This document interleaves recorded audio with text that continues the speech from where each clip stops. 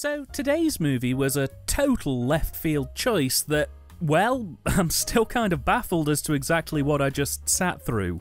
2003's Flight to Hell is a sci-fi horror movie that's basically an Alien knockoff mixed with the chopped up remains of every bad movie you've ever seen.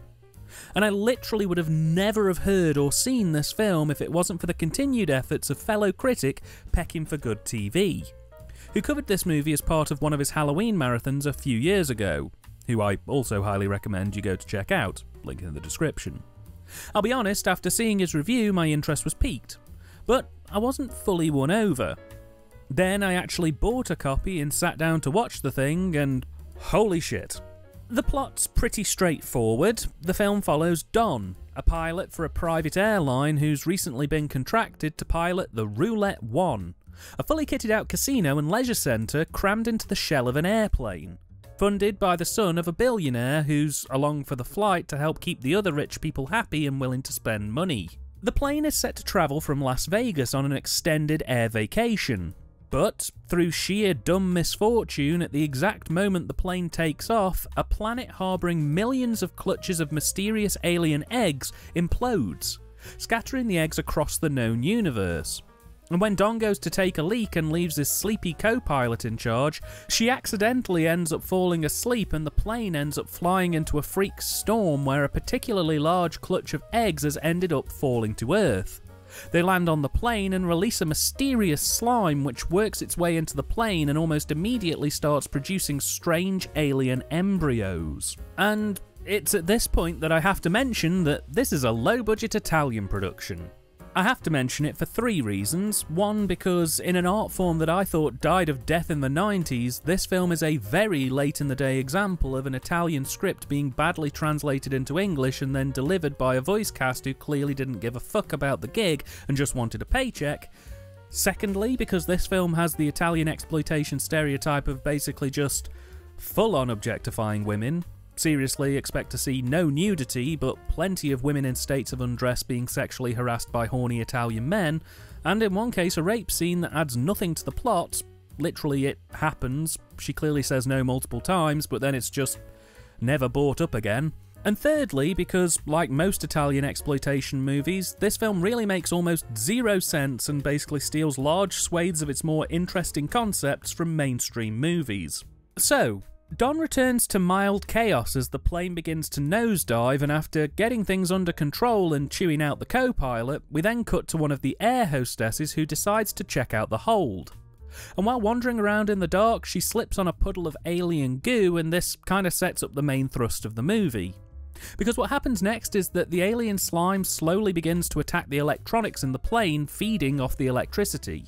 Our air hostess develops a strange purple lump on her knee combined with several other symptoms including several blackouts and hallucinations. And eventually it's revealed that the aliens have cut the cable powering the landing gear, meaning they can't land anymore.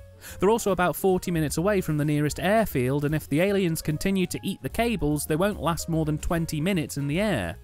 Our air hostess, meanwhile, comes face to face with an adult version of the alien embryos we've seen in the hold. This leads to the cabin crew reconvening in order to formulate a plan of action. But with this being an alien knockoff, as you can imagine, things don't exactly go to plan. And when more of the embryos open, revealing knockoff facehuggers who can phase through walls and gestate inside people's noses, well, all I can say is that what should have been a group's flight to heaven may well end as their flight to hell. Oh, and there's also two B-plots I forgot to mention. One of them involves the rich people who've gone on the plane to gamble. Basically throughout the film, while the alien invasion is going on, we repeatedly cut back to these rich guys and gals as they spend tens if not hundreds of thousands of dollars on everything from blackjack to golf to virtual chess. They more or less have little to no actual involvement in the main plot of the film, they're just kind of there for framing. But they do end up having a plot that's picked up and dropped repeatedly throughout the film, where the cabin crew and the plane's technicians have rigged some of the gambling opportunities so that they can skim off the profit difference. There's also another plot where the film briefly turns into The Thing, when about 2/3 of the way into the film it's revealed that there's an 89% chance that one of the people on board is infected with these alien embryos, and that if they land the plane, the human population will be decimated within 27 hours, meaning that Don has to make some difficult decisions on whether to purposefully crash the plane or turn detective to find out who's the infected culprit. In a film where anything can happen, but probably won't due to budget limitations, will Don land the plane? Will the secret of the eggs be revealed? And look at this doggy! He has his own mini mansion and everything! Ah. So if you haven't noticed, most of this film looks interesting. And the reason most of the film looks interesting is because presumably the budget was so low for this film that they couldn't even afford basic things like location permits, cars, or props. So they did the next best thing they could. They jumped into an editing program and built locations using compositing with images. And when I say almost everything, I mean almost everything. For example, in the opening scene when Don leaves to go to the airport, he gets into a fake car, drives onto a fake road through a fake Las Vegas to a fake airport where he gets on a fake plane. All the while, Don's been sat in front of a green screen and shot from several angles to give the appearance that he's sat in what is a clearly fake car. And it doesn't end there. The airport command tower is almost entirely composited too.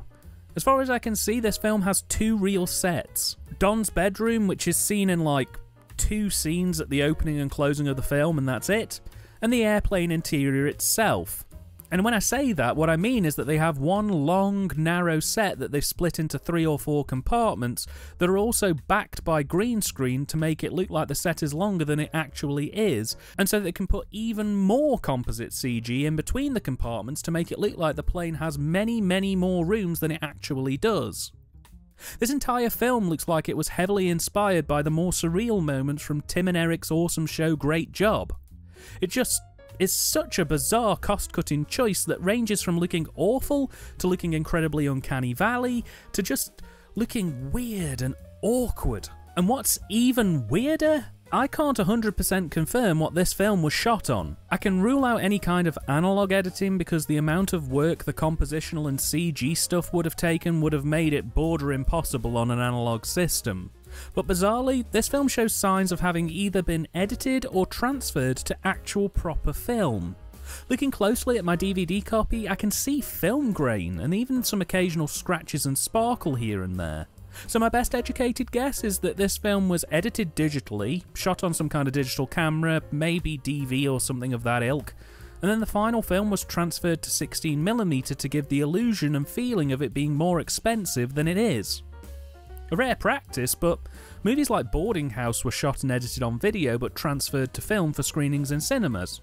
So it's not unheard of, but in 2003? It's very weird. Script-wise, we have a total mess on our hands. As mentioned, the film borrows liberally from Alien, The Thing, and various plane disaster movies, but the whole thing just plays out like a fever dream.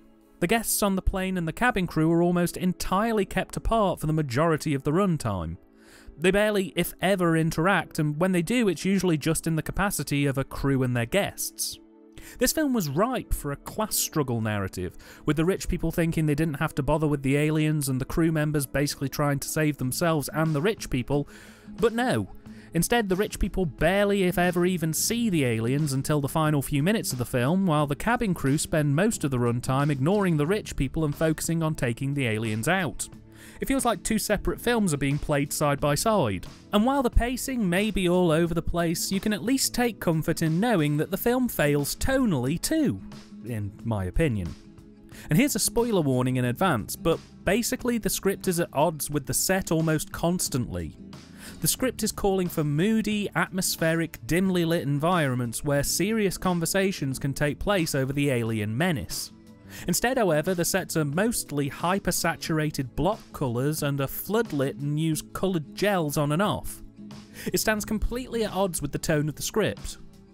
Imagine if Apocalypse Now took place entirely on the set of Fraggle Rock. That's the kind of disconnect we're talking about here. And that total displacement pretty much runs for the whole film. with only the baggage hold getting anywhere near the levels of moody darkness that this script requires. And to add insult to injury, the end of the film does the most cliched thing it's possible to do with a movie like this and makes the whole thing a dream. Only to then do the other most cliched thing it's possible to do with a movie and plays the "or was it" card. So basically you're left in a situation where either the previous hour and 15 had been for nothing, or somehow one of the main B-plots of the film, not letting the aliens get to Earth, was just airlocked for no reason. This really does feel like a film where the script was made up and changed on an hour-by-hour basis. Because of this, it's hard for the film to really build up any sense of ramped momentum. It, for the most part, feels like a film that keeps stopping and starting, and is never entirely sure of what it wants to be. I know some online reviewers struggled to decide if this film was supposed to be a straight sci-fi horror movie or some kind of satire.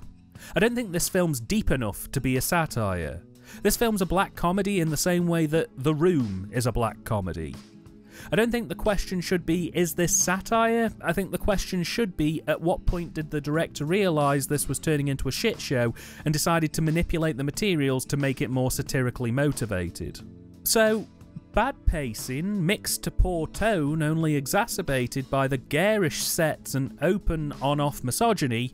Can we add anything else to the list? Well, yes. Yes, we can.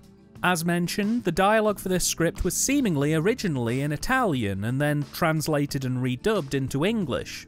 And not only are the vocal performances awful, reminding me of some of the lower budgeted voice dub efforts from the direct-to-video 80s era, but what's actually been translated has been done seemingly both literally and without any kind of consideration for how things would scan in English. Meaning there are multiple instances where dialogue is over-elongated, overly wordy, and constructed in such a way that would probably never be spoken by an English speaker. It's a truly bizarre experience. The film was written and directed by Alvaro Passari. He has 5 directing credits and 2 writing credits. Seemingly he's more into visual effects, with 10 credits to his name, including Wild Beasts and The Shark Hunter. On the directing front, I can't say I've personally heard of any of his credits outside of this one, but I'd say Plankton and Psychovision are seemingly his most memorable works. The film was also written by Layla Gill, and this is her only writing credit. Do you want to know how I know that? Because I added her to the IMDb listing for this film because she didn't have an IMDb listing before I made her one. But yeah, this is her only credit, and as far as I can tell, she hasn't been seen before or since.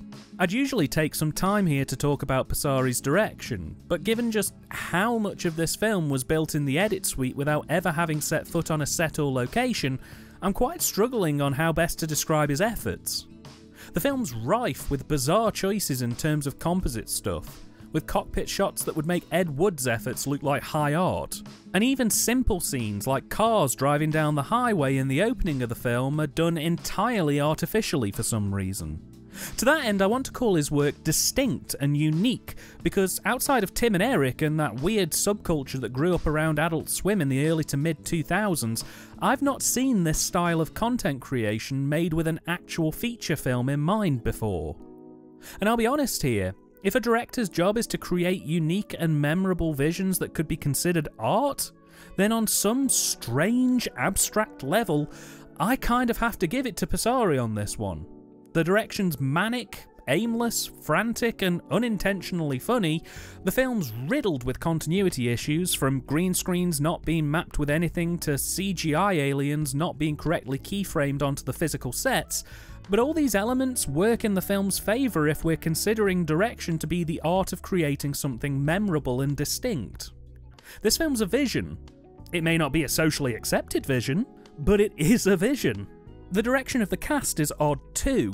Most of the time, the performances are played with a bombastic theatricality, which when coupled with the weird set and script choices creates a woozy experience akin to a hyper-colourful episode of Chris Morris's Jam.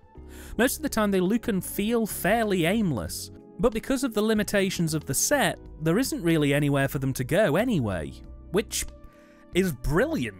What a solution! Your actors can't look like they're aimlessly stood on a soundstage if you make that soundstage so small and claustrophobic that they have no space to look aimless in. I can't tell if we're dealing with a war criminal or a genius at this point, honestly. The cine is passable. Much like the direction, I'm kind of struggling on where to begin with it, because so much of the film is digitally created. I can say that Passari has a vision and he's implemented it as best he can here. Sequences have two settings, manic and static, with scenes either just being locked off wides in the plane that will then randomly cut in when actors have lines and then pull back, or when things start heating up, it becomes an array of quick cuts, low-angle shots and other oddities. Quite honestly, given everything else that's gone on with this trash-to-piece, I'm surprised the cine worked out half as well as it did. On the performance front, we find ourselves in a game of two halves. Physically, our cast are hamming it up good and proper, and some of the supporting cast really well and truly get into the mindset that this is basically just a goofy, cheap and cheerful horror movie. I really don't think they realised exactly what they were letting themselves in for with this one. But it's clear to see that everyone on this set was having fun, and the explosive physicality matched to the script's bizarre pacing and tonal choices only further enhances this absurdist, abstract display that's being seen on the screen. The voice actors, by contrast, could not give a shit. Seriously, it's almost like they've wrangled a voice team from the bad old days of dubbing any old shite for pay. If it wasn't so impressively awful, I'd actually be kind of impressed by its authenticity. Largely incoherent dialogue spews forth throughout this thing, creating a very unstable tone and texture. You really get the feeling that no one's taking this seriously, and in many ways, that's why I feel the film works so well. It really feels like a situation where everyone except for the director realised what a cheap, weird and goofy movie this was. And finally, the soundtrack. It exists. Honestly, it's the least memorable aspect of this film. It didn't leave any kind of lasting impression. It stops the film from rolling out in silence, but it's so generic for the sci-fi horror genre that it could have just as easily have been white noise, and I honestly probably would have remembered it about the same. Absolutely standard, absolutely meh. Flight to Hell was released on VHS in Europe by Odeon Home Video and on DVD in 2003 by Prism Leisure. The DVD copy is thin on the ground, a menu with scene selectors about as good as it gets. The film's presented in 4:3, but I have seen a 16:9 version floating around online. I unfortunately don't know the source of that version, but what I will say is this. With the film actually being transferred to film at some point, that makes the chance of a nice HD upscale a lot more likely. So, if there are any boutique labels out there watching, Mateflix, Intervision, I'm looking your way, this may well be worth picking up for a half-decent Blu-ray re-release. Films like Flight to Hell are why I do this YouTube channel. A totally forgotten, underrepresented film that really deserves a much bigger torch shining on it. If you like weird, absurdist or trash cinema, then this film will not disappoint. It fails on a level that I'd consider holding it in as high a regard as some of the staple bad movies. It's genuinely very impressive in terms of what it sets out to achieve, and given that the majority of this film was built either in front of a green screen or in the video edit itself, I'm amazed that the end product is half as entertaining as it is. Not to sound cliché, but I am going to, I think this would pair really well with something like The Room as part of a Confused Feelings doubleheader. An absolute must-watch. If you're a fan of strange cinema or Italian exploitation, you really can't watch this film soon enough.